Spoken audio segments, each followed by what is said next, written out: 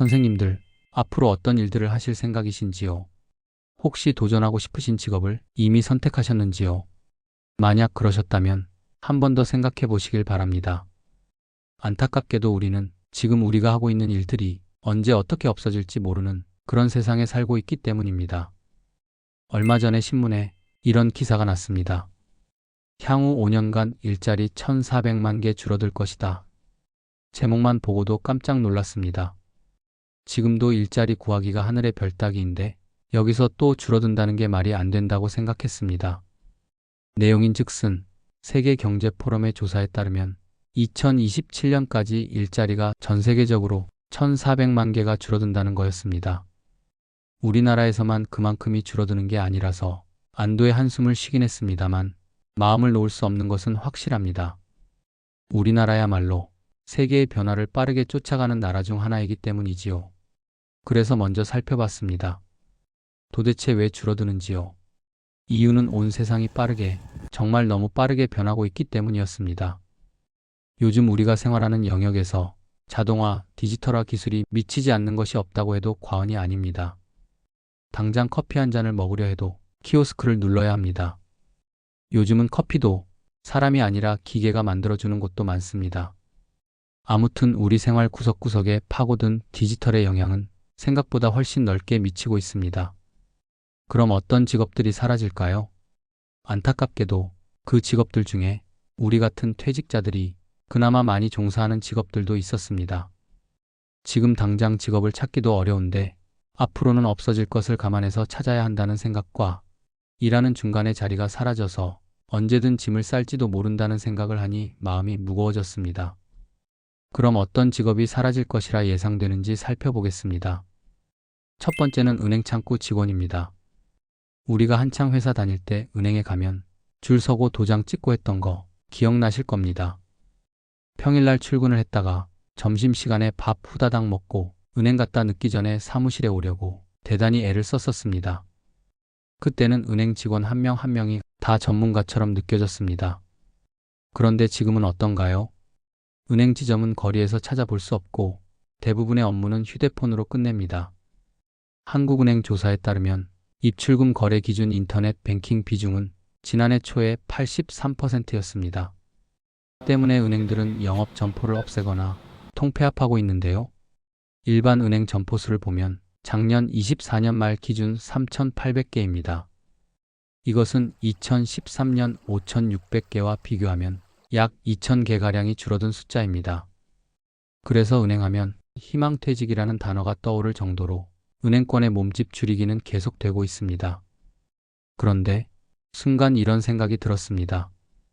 은행 안에는 은행원만 있는 게 아닐 텐데 그럼 은행원 아닌 다른 분들은 어떻게 해야 하지 하는 생각이요. 예를 들면 청원경찰이나 환경미화와 같은 퇴직자들이 시도할 수 있을 만한 일자리들도 자연스럽게 줄어들 수밖에 없을 테니 걱정이 됩니다. 향후 없어질 직업 두 번째는 전화상담원입니다. 요즘은 궁금한 게 있어서 뭐 하나 물어보려 해도 물어볼 데가 없습니다. 일단 전화를 하긴 하는데 이 번호 눌러라 저 번호 눌러라 결국은 기다리기만 하다가 아예 포기하고 끊거나 간신히 통화를 하는 경우가 비일비재하지요. 그나마 ARS 전화응답은 나은 편입니다. 챗봇이라고 해서 아예 문자로 대화만 하는 기계도 많습니다. 그런데 이 친구 도통 사람 말을 이해를 못합니다. 나는 이걸 묻는데 전혀 엉뚱한 대답만 하고 앉아 있어서 사람이랑 말하게 해달라고 그러면 또 거기에 대해서도 모르쇠입니다. 하지만 이것이 실상입니다.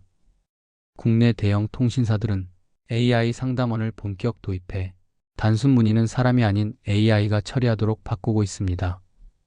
AI가 대신 전화 받고 불만도 처리하고 예약도 잡는 거지요.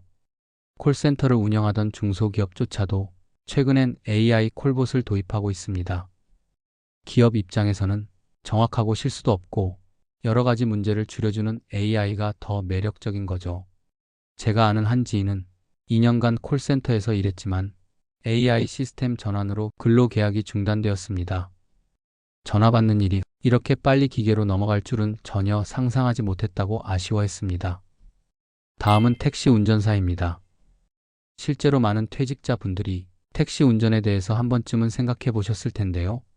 전 세계적으로 자율주행 택시가 거리를 달리는 것은 그리 낯선 광경은 아닙니다.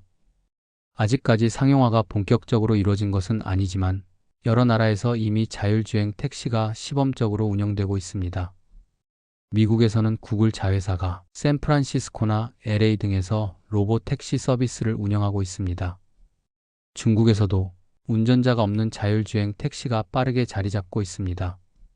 승객들 말을 차가 알아듣는 건 물론이고 심지어 차량 배터리까지 스스로 알아서 바꿀 정도로 기술이 발전하고 있습니다. 우리나라에서도 작년 말부터 강남구 일대에서 자율주행 택시가 운행되고 있습니다.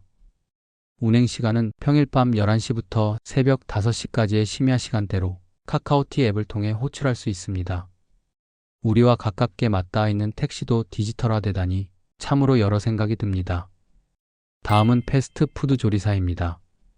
아마 한때 아르바이트로 패스트푸드점에서 일하셨던 분들 있으실 것 같습니다. 그런데 패스트푸드점도 빠르게 기계로 대체되고 있습니다. 밖에 나가면 흔하게 볼 수 있는 프랜차이즈 매장 대부분은 이미 키오스크를 통해 주문을 받고 있는데 앞으로는 햄버거 굽고 감자 튀기고 음식을 만드는 일까지 기계가 하게 됩니다. 일부 점포에서는 이미 음식을 만들 때 조리 로봇이나 자동화 기기를 도입해서 시범적으로 운영을 하고 있습니다. 사람이 하는 일은 뒷정리를 한다거나 기계가 하는 일의 보조적인 역할로 바뀌고 있지요. 예전엔 손맛이 경쟁력이었지만 지금은 일관된 품질과 속도, 안전이 중요한 세상이 되었습니다. 요리를 할 줄 안다보다 기계를 다룰 줄 아는 게 패스트푸드점에서는 더 중요한 시대입니다. 다음은 주차 단속원입니다. 구청, 동사무소, 도로관리공단 등에서 계약직으로 근무하시는 분들 많으신데요. 주차 단속 업무는 그중 대표적인 일입니다. 그런데 이 일도 이제 시스템으로 대체되고 있습니다. 실제로 서울시는 거주자 우선 주차구역에 인공지능 부정주차 단속 시스템을 운영하고 있습니다. 거주자 우선 주차구역에 부정주차를 하게 되면 카메라가 차량 번호판을 자동 인식해 단속을 하게 됩니다. 인천과 대구에서도 무인 스마트 주차 단속 시스템을 시범 운영하며 현장 단속 인력 없이도 불법 주차 차량을 단속하고 있습니다.